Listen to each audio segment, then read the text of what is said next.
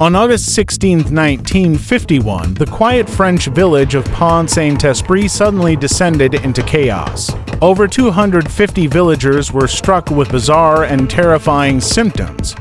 People reported intense hallucinations, animals chasing them, monsters in the streets, and flames on their own bodies.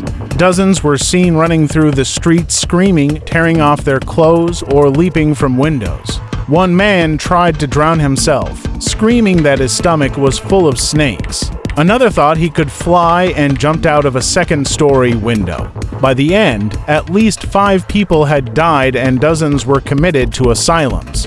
The official explanation was that the local baker's rye flour was contaminated with ergot, a fungus that produces compounds similar to LSD. Ergot poisoning, also called St. Anthony's fire, can cause hallucinations, convulsions, and gangrene.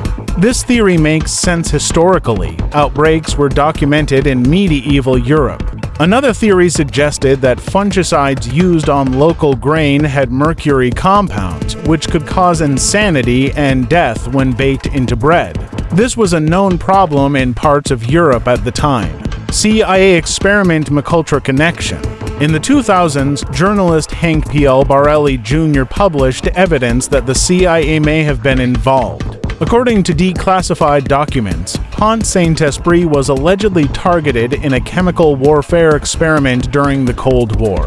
The CIA was running Project McUltra, which tested LSD and psychoactive drugs on unsuspecting people to study mind control. Some researchers believe the villagers were deliberately dosed with LSD via their bread supply.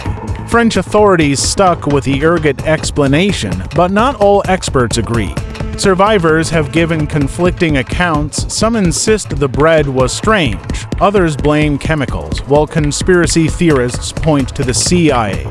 To this day, no conclusive evidence has emerged to prove whether it was natural contamination or a secret human experiment.